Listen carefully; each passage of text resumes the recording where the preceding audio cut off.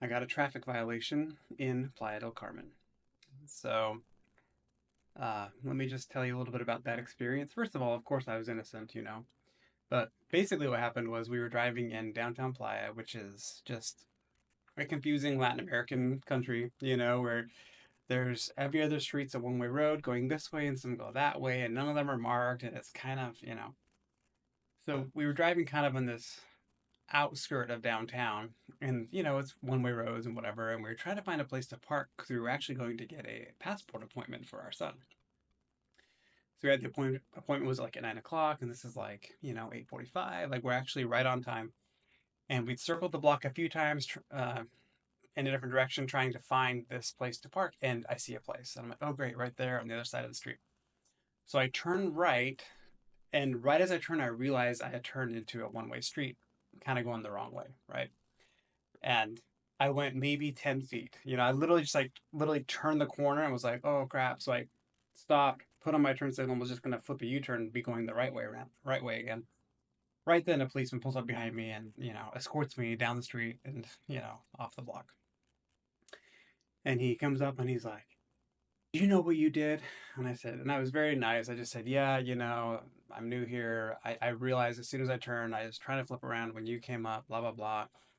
And the guy was kind of a douchebag. He was kind of just laying into me like, yeah, well, that was so dangerous. And driving in the opposite way on a road is one of the top four worst violations in Mexico. It's like drinking while driving, drinking while beating your child. And I mean, it was like these like very exaggerated claims. I'm like, okay, in the top four is that I happen to go 10 feet in the wrong direction. Like, okay, whatever. But I was nice to him. I'm like, kind of, metaphorically rolling my eyes, like, okay, basically, I knew he was kind of trying to make it a bigger deal than it was because I thought maybe he wanted a bribe, like I'm gonna let you off easy, kind of a thing. So I got that he was like building it up, right?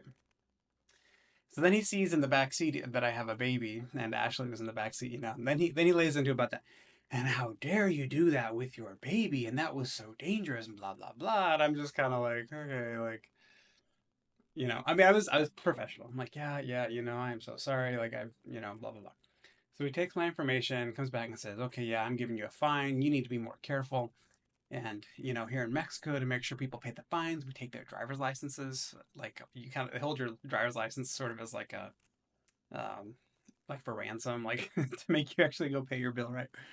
So he takes my driver's license, gives me this bill, and he tells me I have to go pay it over here, and that the fine is 30 times the minimum wage. I guess the way they do fines here is it's basically a multiple of the minimum wage. So if the average minimum wage is $100, and the fine is 10 times minimum wage, sorry, 100 pesos, then the fine will be 1,000 pesos. Right? It's kind of like how they set the fine system. So anyway, he built up this whole thing, made me seem like I'm the worst person in the world. I'm this total criminal, all this stuff. Gives me the fine, takes my driver's license, and I just said, hey, and I guess I need to work on my bribing skills. So I just said, hey, like, I'm actually going to a passport appointment right now for my son, and I need that driver's license for my ID. Like, I said, could we just pay the fine right now and keep my driver's license? And he goes, no, like, you have to go pay it at the police station because I can't give you a receipt if you just pay me directly. Like, you have to do it through the police station. And I was kind of like, wow, the only honest cop in Playa when I'm now late to my passport appointment and now will not have my driver's license or identification to go to this appointment. So I was kind of like, oh, what are the odds? Anyway, so I would say he was a little bit of a douche, but he was professional ultimately. I can't really complain. So anyway, he does this thing, gives me the ticket. His superior shows up, and they do the whole, and he has a baby in the car, and like this old guy's just like, oh my gosh. It was. Anyway, so I get the ticket. They go on their way. They go to the passport office. That was the whole thing. I'll make a video on that.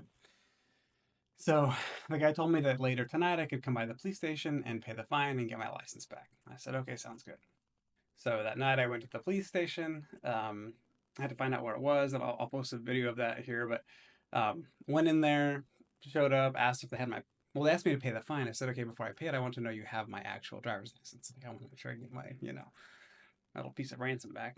And so they showed me my driver's license. There it is. Great. I pay the fine, and because if you pay it in the first 5 days, you get half off the fine.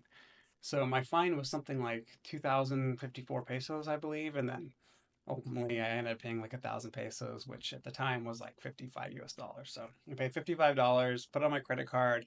They gave me a receipt. It was very formal. It wasn't like some cash only under the table thing. Very professional. I had to sign a little paper saying Jeremy, received back my hostage, signed, hostage driver's license, signed Jeremy to prove that I got my license back. It wasn't that big of a deal, but it was kind of tricky to figure out how to actually pay it. Like I went to the police station and all the entrances are like barred and they say like patrols only and things like that. And so I actually had to park the car and kind of go ask the guy, I'm like, hey, like, I just want to pay my bill. Like, where do I pay the fine at? And he said, oh, you park outside and then you have to walk in through the store, but you can't drive in the store. So I'm like, okay. Anyway, if you're in Playa and you get a traffic violation, um, this is how you pay it. So you go park outside here on the street somewhere. I'll put the GPS dot in the description here. So you park right outside here. You walk inside the main gate. The guy will open the gate for you. You go straight forward, and you kind of have to do a hard, almost a 180-degree turn past this kind of big wall, and then you'll see kind of an office right there. And of course, for your convenience, there's an ATM outside in case you don't have cash. Um, Go inside. The lady there, she'll charge you the payment. Again, mine, I put on my credit card. There's no problem with that. And then the next window down, they give you back your whatever they took from you. They can take your driver's license or your license plate. So in my case, they just took my driver's license because my car was a rental car, and so they didn't want to take the plate from the rental car owner, which is fair. And then I signed a thing saying I got back my license, and then went on my way.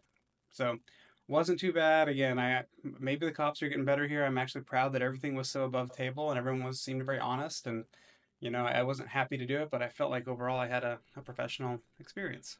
So hope that helps any of you, and we'll catch you in the next video.